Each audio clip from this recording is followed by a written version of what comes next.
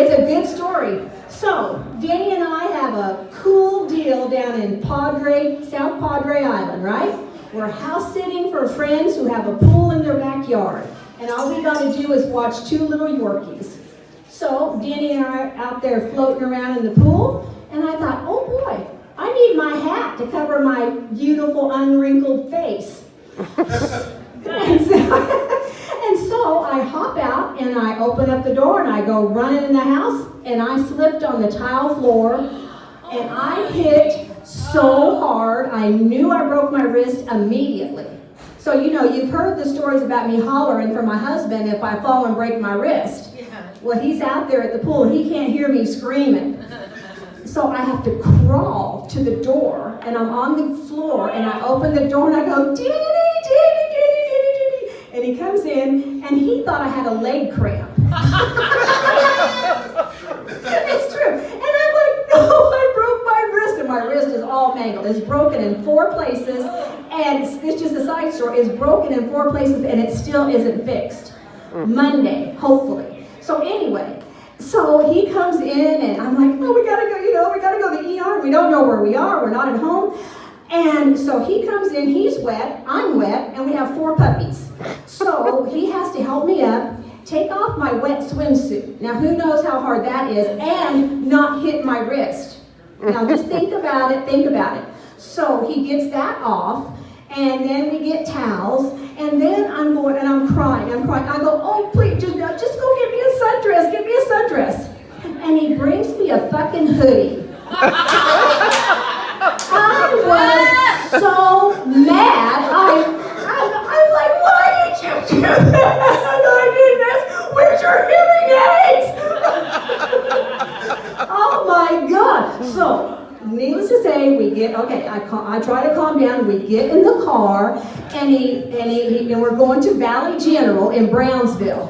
So I'm bawling. It hurts really bad. And I look at the GPS, and I'm like, where are you going?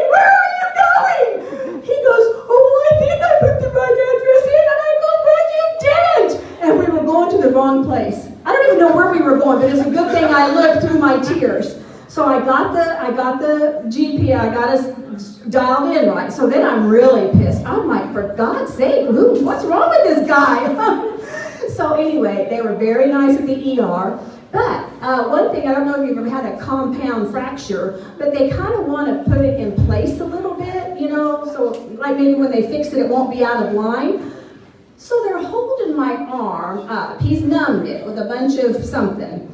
And they're holding it up, and he calls his nurse buddy over, and they start speaking in Spanish. And I said, stop it. Do not be talking about me in Spanish. He goes, we weren't talking. And I go, just stop. Well, then they both are pulling on my arm and straightening it. Yeah. So anyway, this was a wicked break. It's been very painful, but let's all hope I get it fixed Monday. We're afraid it's going to get Monday, 8:15. You don't know the sobbing phone calls I've had. So just a couple other things. I have a whole lot of stories. Who would like to know how come I'm doing comedy?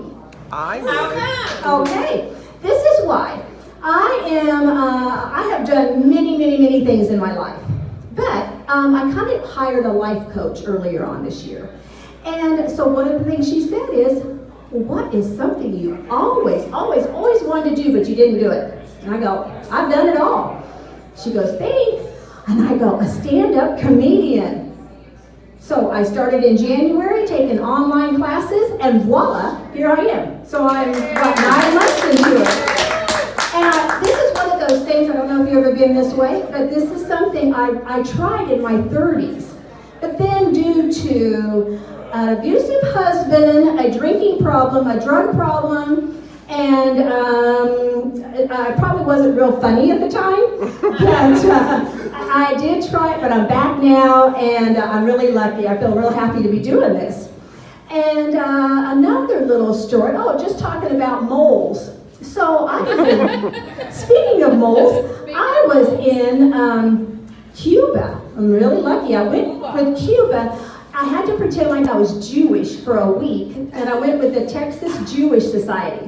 So one day, I'm eating lunch, And the lady, she's very prim and proper and not a speck of dirt on her. Everything is starched.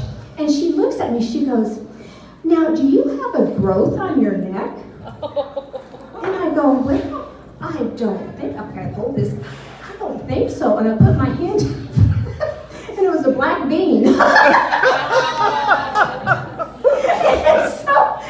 and I went, "Oh no, it's just a black bean." And I put it in my mouth. She was like, "Oh my God, oh my God, oh my God."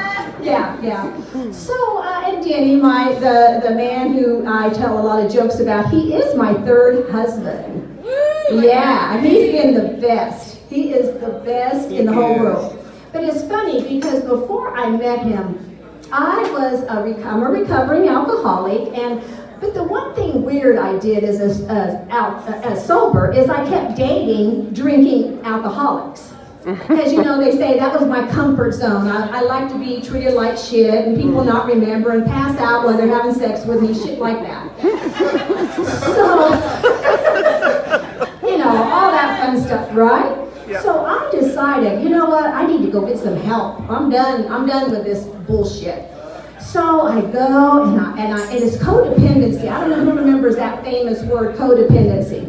So I went and learned all about being codependent and all this stuff. So I took a year off from dating. No guys, nothing. Just being with myself. And also they were treating me for being bipolar. So I was on some medication and some lithium. And so anyway, so my year is up. Now I'm trying to be a lady. What I'm trying to do is I was always like one of the guys. So, if they were talking about pussies and fucking and all that, I'm being one with them. Well, I'm done with that. I'm going to be a lady, and I'm not going to say fuck all the time, and I'm just going to be a lady. So, I was working for the Harley store at the mall, and here's Denny Patterson, and he's sitting there by me. And I went, "Oh, Denny, how are you?" and all this, and he said something. He goes, "Well, I'm divorced." And I went, "You're divorced?" He goes, "Yeah." And I go, "Well, was that in the paper?" He goes, "I don't know." And I remember I'm trying to be a lady. And he said, I go, oh, okay. And then I said, "Well, why ain't we going out?" And he looked at me and he turned real red and he walked around the other side of the kiosk and didn't talk to me the rest of the time. Oh my God, I cried for 2 weeks. For 2 weeks, I freaking cried. I said, this is it. If I can't have a nice man, I'm giving up, right? So I go to my therapist and I tell her, I go, "You know what? I've had it. I'm moving." She goes, "Well, where are you going to move to?" I said, "I'm going to move to Arizona. That's where I'm going." And she goes, "You know what? I think that's a good idea." Because she's been listening to me for 10 years. And so I come home, and guess what? Remember answering machines? Yeah. There was a message from my Denny on an answering machine asking me out on a date. Oh, that was so sweet. And I tell you, it's been the best thing. But he has had to learn to live with all of my craziness. And he's been really good. I was trying to think of another story. You were talking about vaginas and cocks and serial killers. Guess what I'm doing next week? I'm going up to Holton and I'm going to be in a haunted hotel for a night. I'm all over serial killers. I used to carry a serial killer beater stick in my trunk. But then said, well, why is it in your trunk and not sitting next to you in the driver's seat? I don't know. And luckily I didn't meet him.